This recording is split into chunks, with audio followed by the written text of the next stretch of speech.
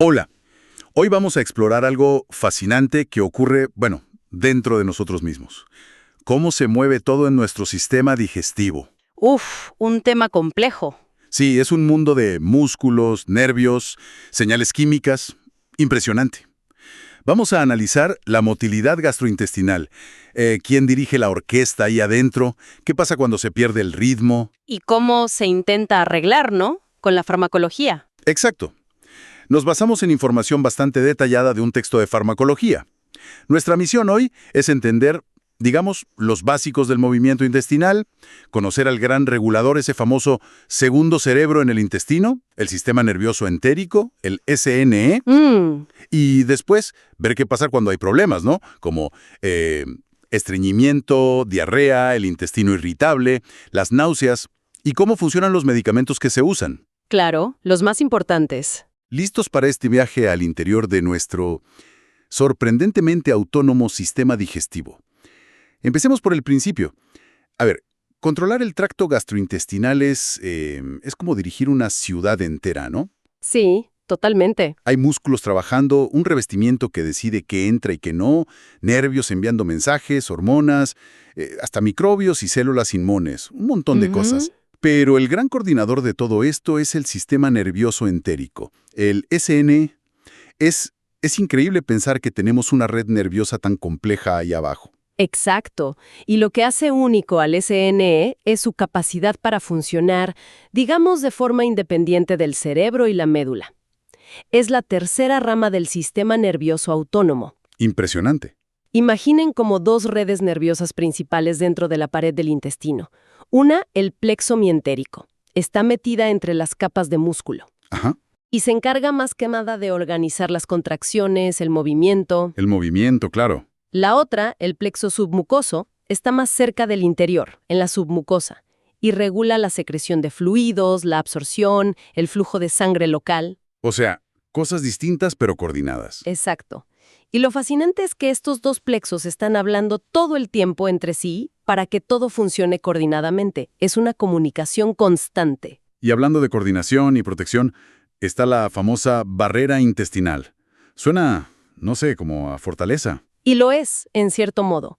Su trabajo es proteger, mantener afuera toxinas, antígenos que podrían causar problemas, bacterias dañinas. Que no se cuelen, digamos. Exacto. Y es una barrera con varias capas. Está la barrera física, que son las propias células del intestino, pegaditas unas a otras.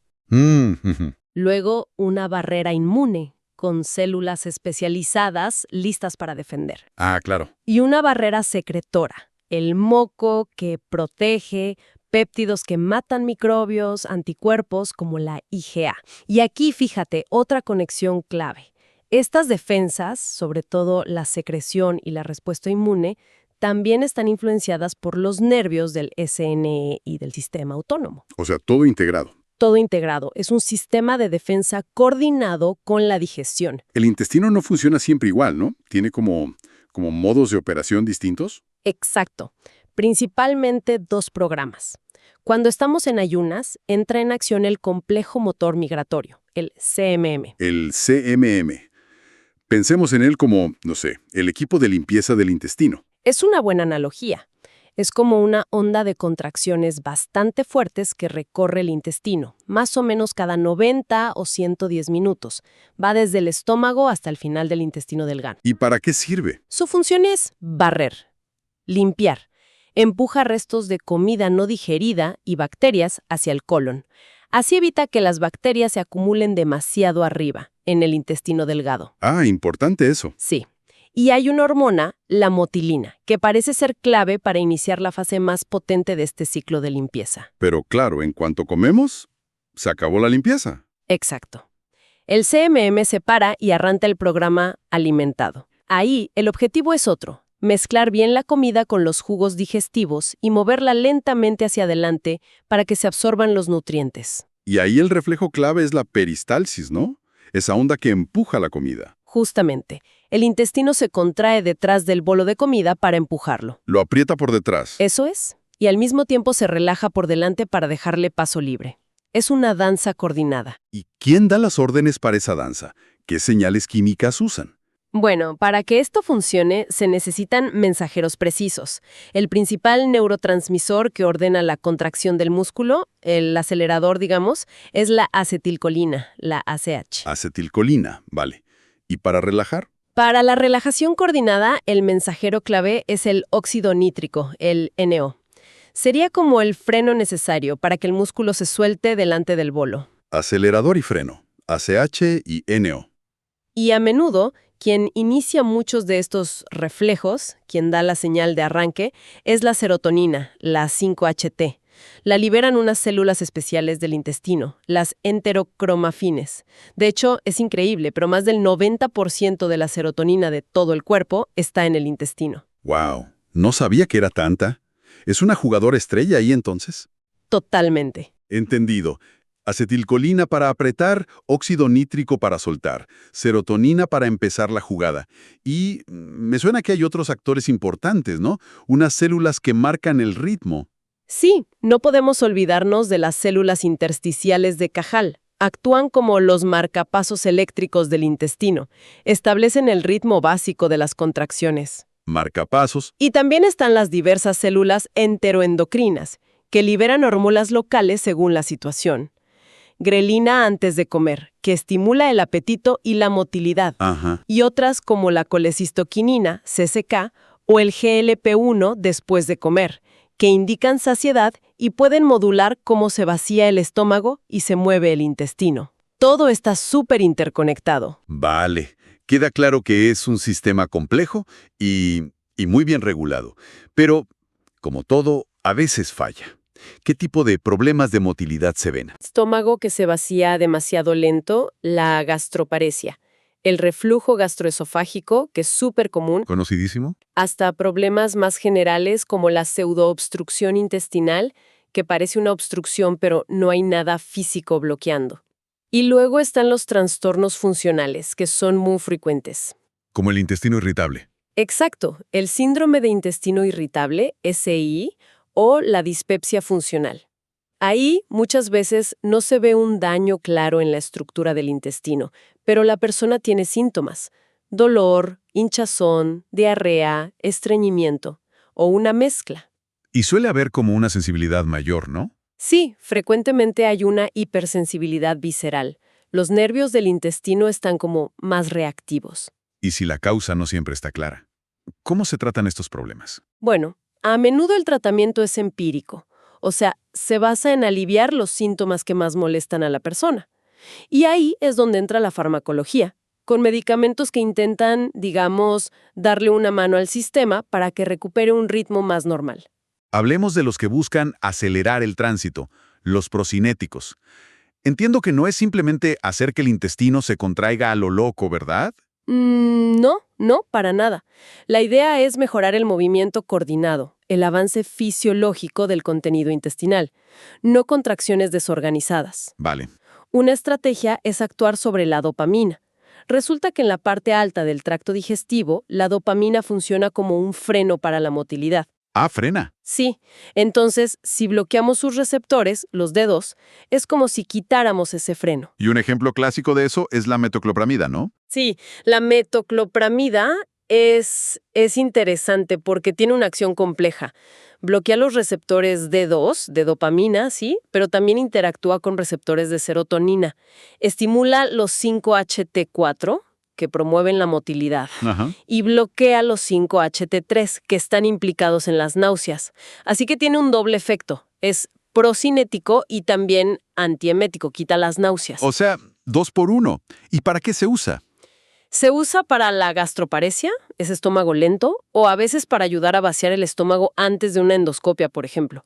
Y como antiemético también, claro. Suena bien, pero creo que tiene sus pegas, ¿no? ¿Efectos secundarios? Sí, importantes. Justamente por su acción sobre la dopamina, puede cruzar al cerebro y causar efectos neurológicos. A veces movimientos involuntarios agudos, las distonías. Con el uso prolongado, síntomas parecidos al Parkinson. Uf. Y un trastorno del movimiento que puede ser irreversible, la discinesia tardía. Por eso, las agencias reguladoras, como la FDA, recomiendan limitar su uso a corto plazo, generalmente menos de 12 semanas. Complicado. ¿Y la domperidona? Es parecida, ¿no? Es otro antagonista D2, pero cruza mucho menos la barrera hacia el cerebro, así que tiene menos riesgo de esos efectos neurológicos. Ah, eso es bueno. Sí, pero tiene asociados riesgos cardíacos serios, arritmias, sobre todo a dosis altas o en personas mayores. Esto limita muchísimo su disponibilidad y uso en varios países, como Estados Unidos. Entendido. Mencionaste la serotonina, la 5-HT, como un acelerador clave. ¿Hay fármacos que potencian esa vía directamente? Sí, los agonistas de los receptores 5-HT4. Estos receptores, cuando se estimulan, ayudan a que se libere acetilcolina, que es el neurotransmisor que contrae el músculo liso intestinal. Vale. Un ejemplo actual es la prucaloprida. Es un agonista bastante específico para el 5-HT4 y se usa para el estreñimiento crónico severo, cuando otros tratamientos no han funcionado. Actúa en todo el intestino. Y es segura. Porque recuerdo que hubo un fármaco anterior de esta clase, la cisaprida, que la retiraron por problemas cardíacos. Exacto, muy bien recordado. La cisaprida también era un agonista 5-HT4 muy efectivo, pero tenía el problema de que interactuaba con unos canales de potasio en el corazón, los canales ERG, y podía provocar arritmias graves. Peligroso. Sí. La prucaloprida, por ser más selectiva, parece tener un riesgo cardiovascular mucho menor, aunque siempre hay que tener precaución y vigilar. Sus efectos secundarios más comunes son dolor de cabeza y molestias gastrointestinales, como diarrea o dolor abdominal. Y el tegacerot también suena parecido. El tegacerón es otro agonista, pero parcial, de 5-HT4. Su uso está más restringido, aprobado principalmente para mujeres con síndrome de intestino irritable con predominio de estreñimiento, LSIE. Vale. Y hay otra hormona que mencionamos antes, la motilina, la del equipo de limpieza del ayuno. ¿Se puede imitar su efecto? Curiosamente sí. Hay un antibiótico, la eritromicina, que además de ser antibiótico, a ciertas dosis actúa como un agonista del receptor de motilina. ¿Un antibiótico? Sí, un macrólido. Estimula contracciones bastante potentes, sobre todo en el estómago y la parte alta del intestino delgado. A veces se usa a corto plazo para gastroparesia o para limpiar el estómago antes de una endoscopía. Pero usar un antibiótico para mover el intestino, no sé, suena un poco problemático si se usa mucho tiempo, ¿no? Lo es, totalmente. El principal problema es que el efecto procinético de la eritromicina se pierde muy rápido con el uso continuado. Se llama taquifilaxia. Es como que el cuerpo se acostumbra muy rápido, quizá porque los receptores de motilina se regulan a la baja. Se casan. Algo así.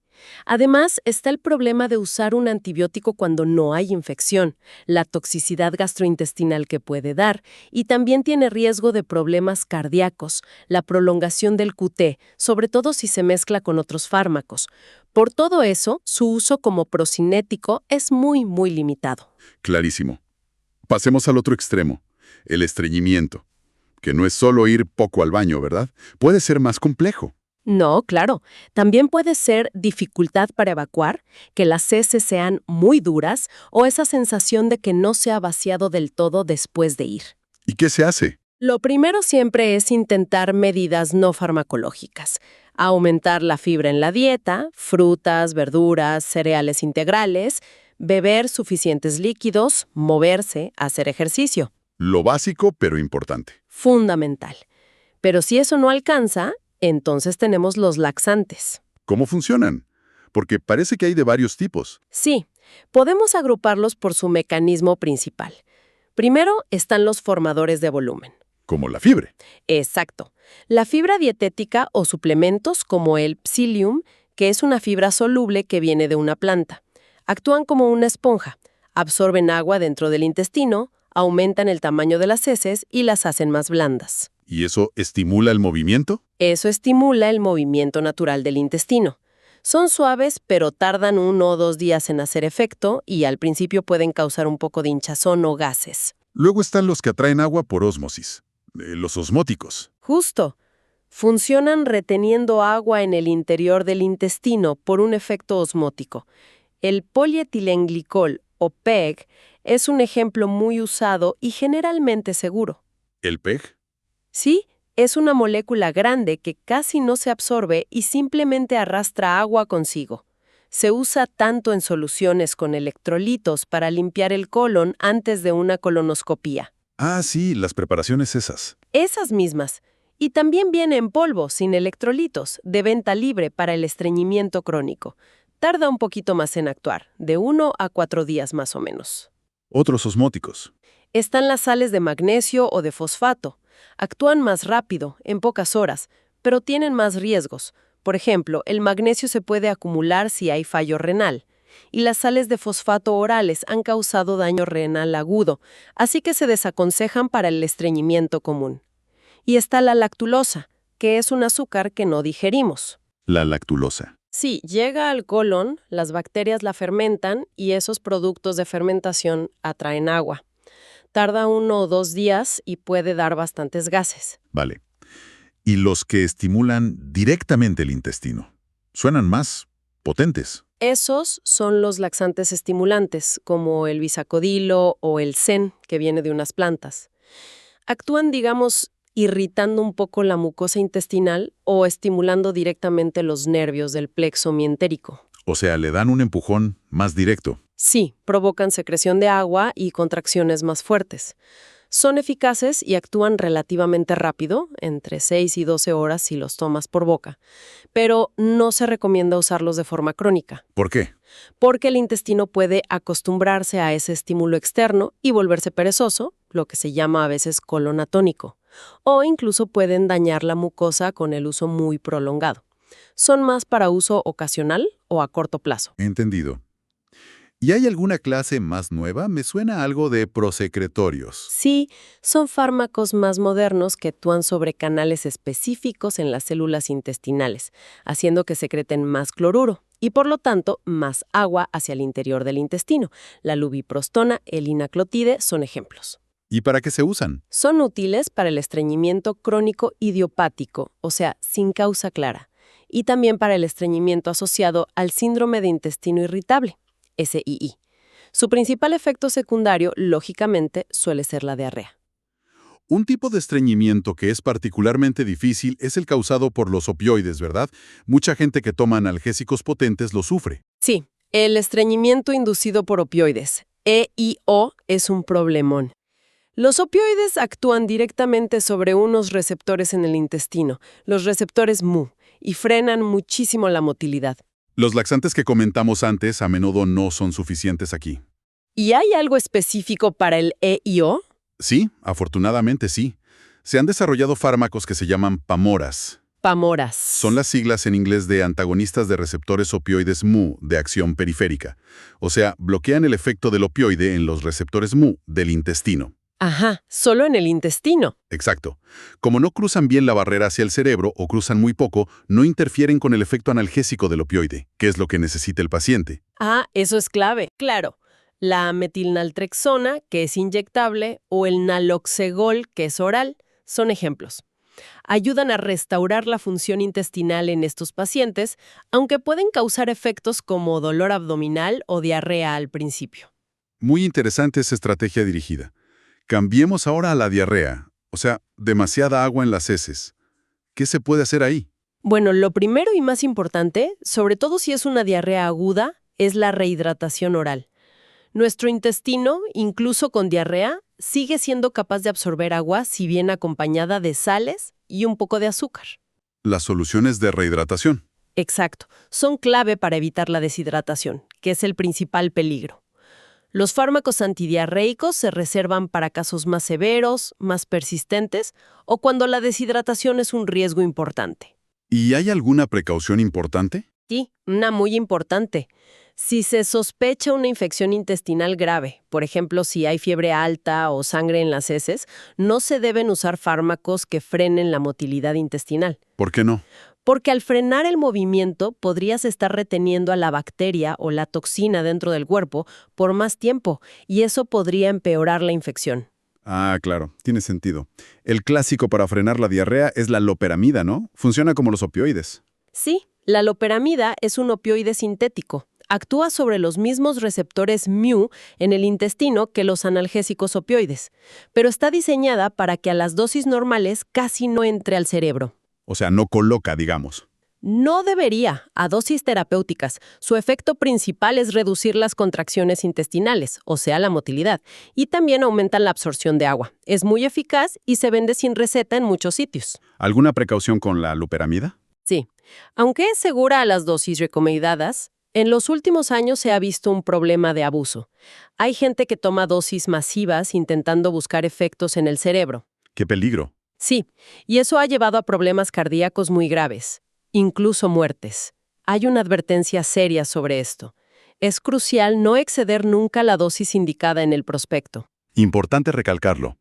Y, como otros opioides, puede causar estreñimiento como efecto secundario. Y en personas con enfermedad inflamatoria intestinal grave, como colitis ulcerosa, podría desencadenar un problema muy serio llamado megacolón tóxico. Vale. ¿Hay otras opciones además de la loperamida? El subsalicilato de bismuto es otro clásico de venta libre. El de líquido rosa. Ese mismo, o en pastillas. Parece que tiene varios efectos. Reduce un poco la secreción de líquidos, puede tener cierta acción antiinflamatoria y también algo antibacteriana. Es útil para diarreas leves como la diarrea del viajero. Y el efecto secundario de poner la lengua y las heces negras. Ah, sí, eso es por el bismuto, que reacciona con el azufre y forma sulfuro de bismuto, que es negro. Es totalmente inofensivo, aunque puede asustar si no lo sabes. Lo que sí hay que recordar es que contiene salicilato, como la aspirina, así que hay que tener las mismas precauciones, sobre todo en niños, por el riesgo de síndrome de Reye. Bien apuntado. Hablemos un momento del síndrome de intestino irritable, LSI. Muchísima gente lo padece. Dolor, cambios en el ritmo intestinal. ¿Qué se usa ahí? El SI es complejo. Como decíamos, implica dolor crónico, a menudo ligado a esa hipersensibilidad de los nervios del intestino, y también alteraciones de la motilidad, diarrea, estreñimiento o a veces se alternan. ¿Y el tratamiento? La dieta es fundamental. Ajustar la fibra, a veces evitar ciertos alimentos que fermentan mucho en el intestino, los famosos FODMAPs. Puede ayudar mucho, pero farmacológicamente depende mucho del síntoma que predomine. Por ejemplo, si predomina la diarrea, es SID. Además de usar loperamida si hace falta para controlar los episodios, hay otras opciones. Se puede usar un antibiótico que casi no se absorbe, la rifaximina, en ciclos cortos. Parece que actúa modificando las bacterias del intestino. Interesante. O la eluxadolina, que actúa sobre receptores opioides pero de forma más localizada en el intestino. Ayuda con el dolor y la diarrea, pero tiene un riesgo de causar problemas en el páncreas, sobre todo en gente a la que le han quitado la vesícula biliar. Y si predomina en estreñimiento, SISE.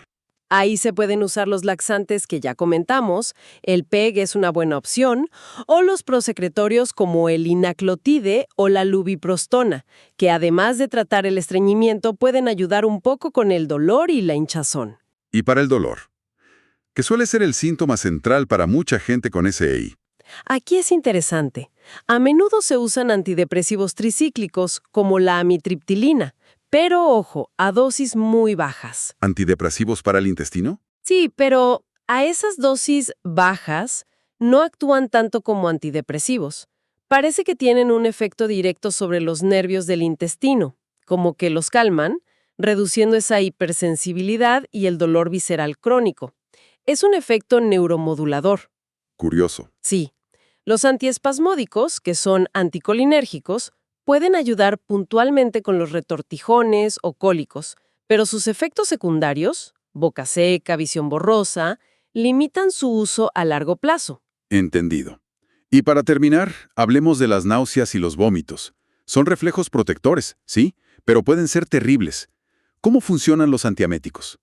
El vómito es un reflejo súper complejo que se coordina en una zona del tronco encefálico, el centro del vómito.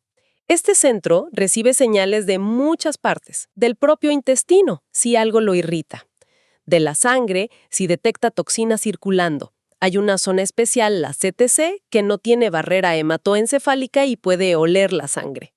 Del cerebro, por cosas que vemos, olemos o por la ansiedad. Y del sistema del equilibrio en el oído interno por el movimiento. ¿Cuántas señales? Sí. Y en todas esas vías participan muchos neurotransmisores.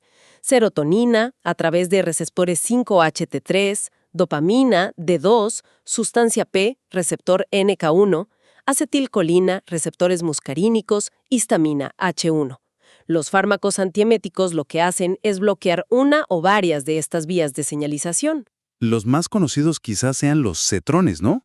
Como el ondansetrón. Sí, los antagonistas de los receptores 5-HT3 fueron un avance enorme, sobre todo para las náuseas y vómitos que provoca la quimioterapia o los que aparecen después de una cirugía. ¿Por qué funcionan bien ahí? Porque la quimioterapia daña las células del intestino y éstas liberan un montón de serotonina.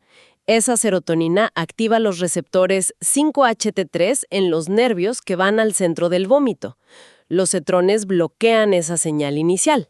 Son muy eficaces para la fase aguda, las primeras 24 horas.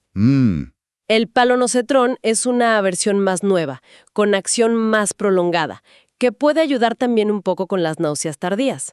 Suelen causar efectos como dolor de cabeza o estreñimiento. ¿Y si la náusea por la quimio dura varios días? Porque a veces pasa. Ahí es donde entran en juego otros fármacos, los antagonistas del receptor NK1 como el aprepitant. Estos bloquean la acción de otra señal importante, la sustancia P, que parece jugar un papel clave en las náuseas y vómitos retardados, los que aparecen días después de la quimio. O sea, se combinan. Exacto. Lo habitual en quimioterapia de alto riesgo es usar una combinación, un antagonista 5-H3, un antagonista NK1 y un corticoide, como la dexametasona, que también tiene efecto antiemético. Así se cubren mejor las distintas fases. Hay otras clases importantes de antieméticos. Sí, claro. Los antagonistas de la dopamina, como la proclorperacina o la metoclopramida, que ya vimos que también es procinético, son antieméticos generales útiles, aunque siempre con el ojo puesto en los posibles efectos neurológicos. Ajá. Y luego hay otros para situaciones más específicas. Los antihistamínicos, como la meclicina y la escopolamina en parche, son muy buenos para el mareo por movimiento, el cinetosis. El mareo del coche o del barco. Ese mismo. Y una combinación de un antihistamínico, doxilamina y vitamina B6 es el tratamiento de primera línea, seguro y eficaz para las náuseas y vómitos del embarazo. Ha sido un recorrido denso pero fascinante. Desde ese cerebro intestinal, el SNE controlando todo, Que es increíble. hasta la variedad de estrategias farmacológicas que tenemos para intentar, reequilibrar el sistema cuando falla, ya sea acelerando, frenando, aliviando el estreñimiento, la diarrea, manejando el SI o calmando las náuseas. Queda claro que entender los mecanismos es fundamental. Absolutamente. Y es un equilibrio muy delicado. Cualquier cosa que lo altere, sea una enfermedad o un medicamento, puede tener consecuencias amplias. La investigación sigue buscando maneras de actuar de forma más específica, ¿no? Para conseguir la eficacia que buscamos, pero con menos efectos secundarios.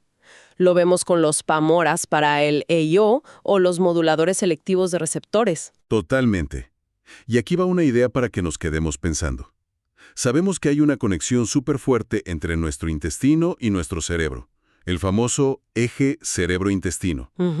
Y cada vez entendemos mejor el papel de los billones de microbios que viven en nuestro intestino, la microbiota, en esa conversación constante. Si todo está tan conectado, ¿cómo serán las terapias del futuro? Buena pregunta. Quizás ya no solo busquen aliviar un síntoma aislado, como la diarrea o el estreñimiento, sino modular esa red compleja de interacciones entre el intestino, el cerebro y la microbiota. Podríamos así abordar no solo problemas digestivos como el SI, sino quizás también influir en nuestro estado de ánimo o en otras condiciones de salud. Es una línea de investigación fascinante, sin duda. El potencial es enorme. Definitivamente, algo en que pensar. Hasta nuestra próxima exploración.